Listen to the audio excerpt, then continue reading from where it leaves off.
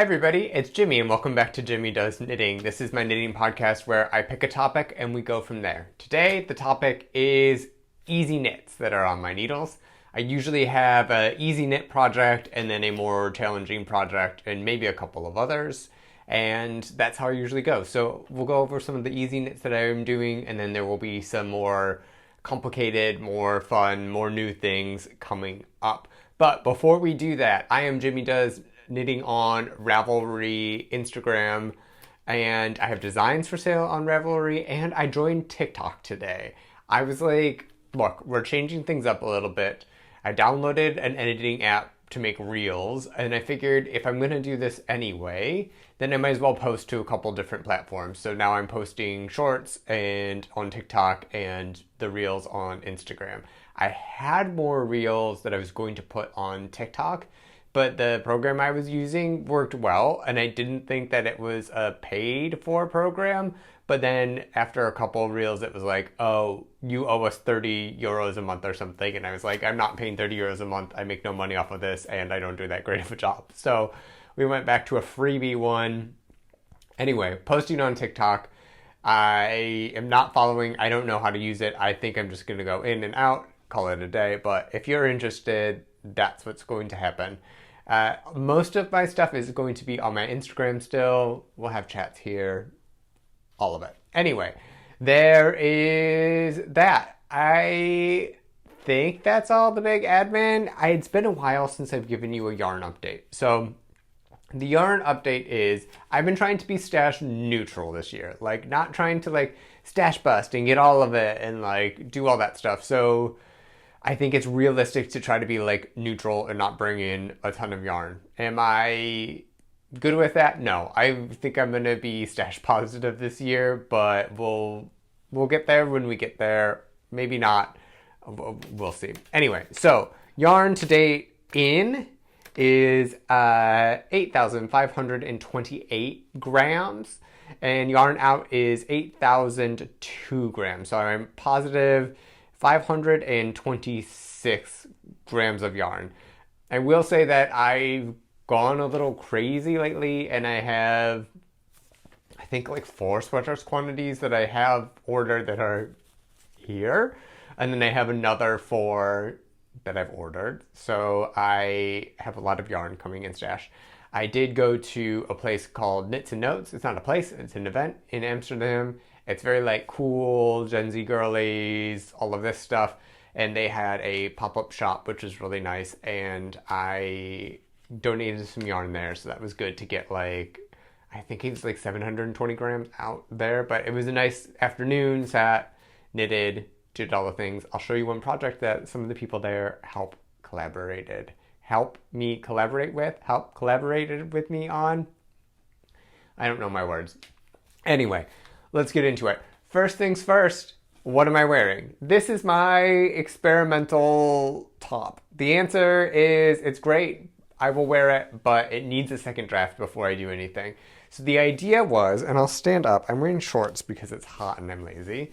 The idea was to make it like a V shape, so it does actually taper in. It's not really showing it very well, but it does taper in on the sides, and it has a shoulder that goes out and then kind of comes in. So it's okay. The idea was super simple, like basically 2 triangles put together, finish as you go. So the hem, as you can see, is a rolled hem.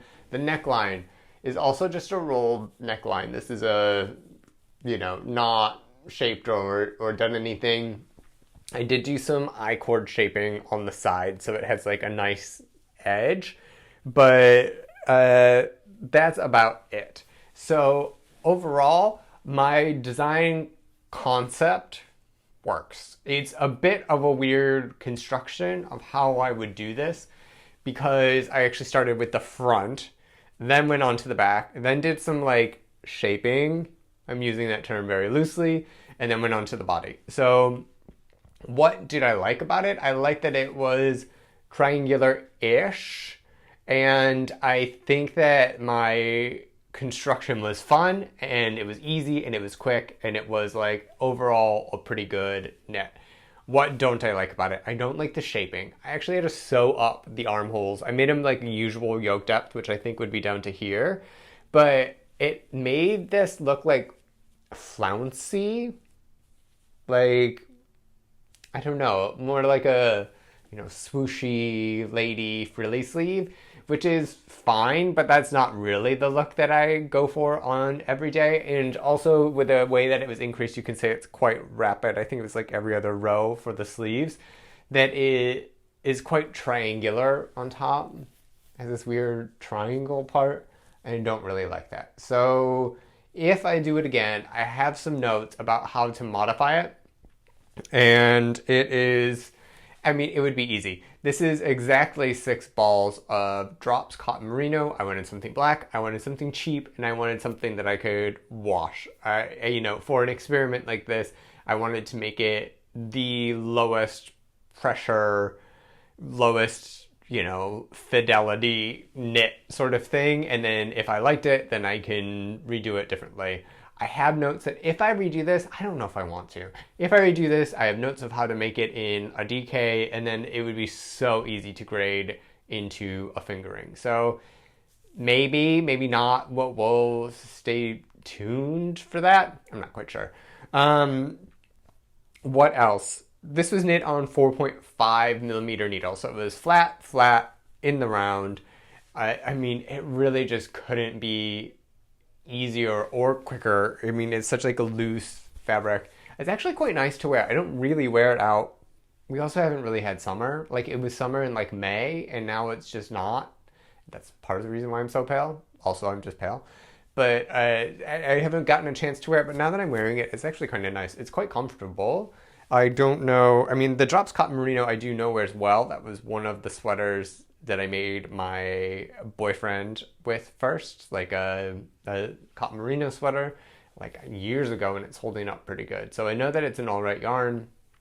I think this whole thing cost me like 25, 30 euros. I bought 7 balls, 50 grams each. I used 6, and it's fine. But yeah, so this is my first one. I would say mediocre results. I'm glad I did it because it's really been itching my brain. May or may not revisit it. So that is, finished object number 1, and also project number 1 for the easy knits. For the next ones, this is a 2 for it's a scarf and a hat. This is a brioche scarf that I just made up, and this is the Troy Boy Beanie. So let's go into this. I was thinking, I'm having some issues with my first chakra area, and a good way to help strengthen them, let's say, is just by knitting with the color of the chakra. And so in this case, the answer is red. So I wanted to make something red. I wanted to make something that was easy, and I wanted to make something that I would enjoy. So this huge brioche scarf is basically what I decided to make, and I wasn't disappointed. This is just like really nice. I love scarf knitting. Is so underrated. I don't understand. People hate it in the knitting community. It's all shawls. Nobody wears a shawl in my life. I know people have been like, well, I wear shawls all the time. But in my life, in my circle of people, including like larger family and stuff, they don't do that, but they'll wear a scarf. And I know that they would wear a red scarf. So what I did was also cheap and cheerful. I bought Drops Daisy, 10 balls of it. It's 50-gram balls. This was their like red color. There's this, which is a little bit more like tomatoey red, and then they have like a little bit of a darker red. I wanted to go for like bright, bold red because that's what I was feeling.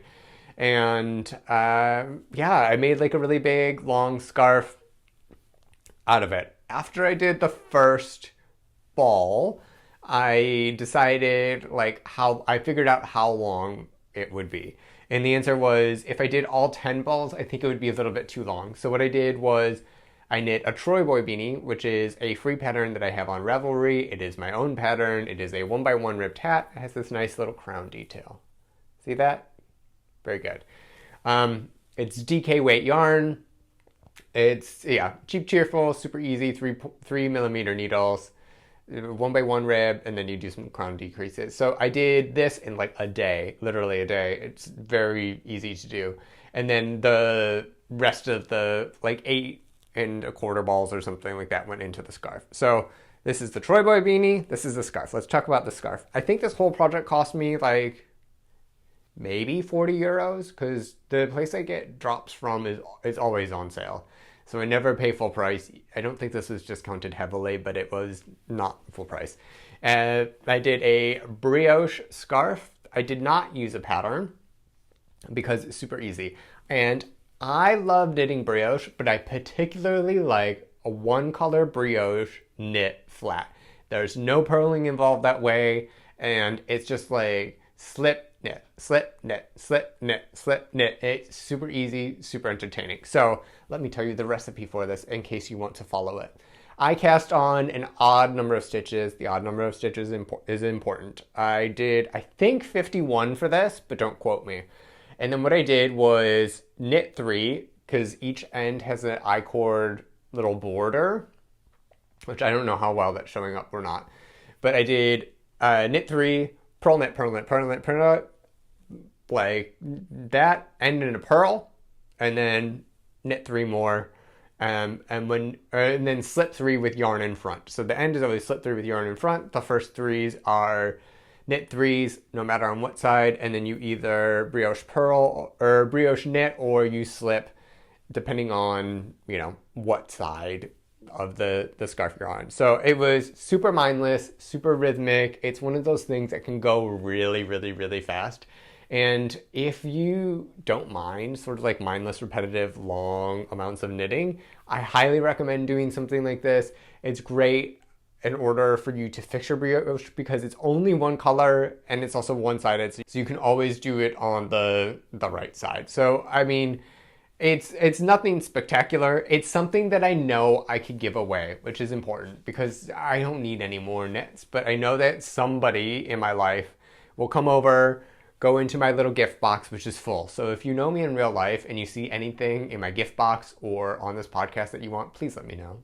Please let me know because I need to get rid of knits. I have so many things that I really loved knitting that I'm never gonna wear. So do it. I think I have like 12 hats. I think I have 12 hats and I don't know, maybe 10 scarves and like a bunch of sweaters that I need to get rid of. If you know me in real life, do that. Anyway, that's what I did for this. It's nothing remarkable. I think the only other thing is I like gently steamed it and I did not block it because I didn't want it to grow too much. I liked how tight and nice the brioche was because my tension's really good with it, but I didn't want it to grow too much. Oh, I also knit this with like pins, like actual like needles, which are like the long, you know, gray ones. I started off with that. At one point, something happened. I lost the needle. I had a little cry because it was very emotional. And then I switched to my circular needles and I kind of went to that. But I don't think knitting with like needles is great for continental people. I think with British or throwing style, I think a lot of times you can hold it like under your arm or something and you can kind of like wrap and it goes faster that way. But when I continental knit, it's like very small movements, but they're like, I pick. So I'm like this. And so if you have something at the end, actually let me grab a needle here. So if I like do this, you see how much this ends up moving? If I'm just like knitting, this like really goes. And same thing I pick with this end too. I sort of like double pick. And so this really like goes around. It's like a really like tiny tip of the thing movement, but it really accentuates it. So it makes knitting with needles the way I knit to be a bit more difficult. Food for thought. Don't know if anybody's even really interested, but that's something I did. Did I enjoy it? Yes. Would I continue to knit stuff with straight needles? If it was the appropriate project and it was flat. But yeah. So that is that. That is my scarf. That is my Troy Boy hat. And then we have one more. It is a whip. It is a stash buster. This thing lives in this bag. the reason why it's so full is because I have a lot of yarn. There was a West Wool incident where I came into, I think, 23 skeins of West Wool at the beginning of the year. A lot of them were blues and greens, but it was for my Prada sweater. So what I'm doing is the leftover blue and greens I have in here, which is about 1,300 grams, which is like 13 skeins-ish. I have a ton. And I'm using leftover Prada plus some other colors, plus I knit some Troy Boy hats with the West Wool and then the leftovers of that. So I'm throwing those all in together here so I can make a project. Let's get through these colors a little bit. Let me show you. This one's, I don't remember the names. And I think some of them are really just lost to time, so I'll see what I can do. I got Spruce Blue. I want to say this one's called Brackish. And this is all tandem, by the way, so it's their DK weight West Wool. This one's Avocado.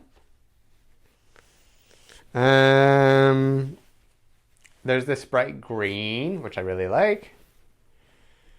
There's this, which I think is like aquamarine.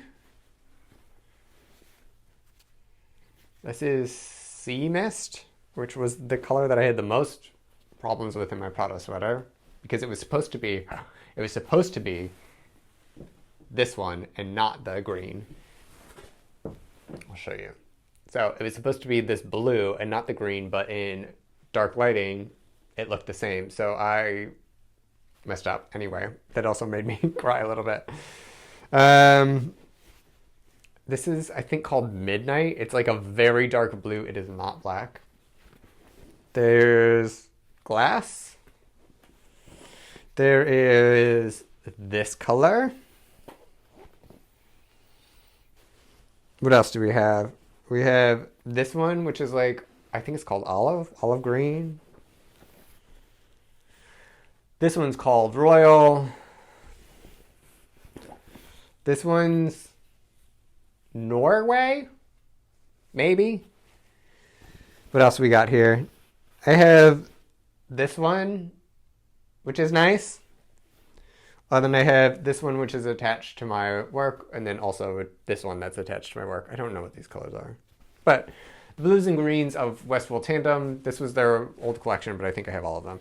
And what I'm doing with those is my Spectrum Blip scarf, which, horrible name. I think it's a good pattern. I think I sold like 5 copies, and you all are sleeping on this. That is the one that actually got comments from the general public last year, and when we wore it out, and Mr. Does Knitting stole it, and I think it's just so good. It basically is a pattern to show, it like uses up full skeins or like those individual skeins that you bought from like your yarn festivals. I have it in DK and fingering weight.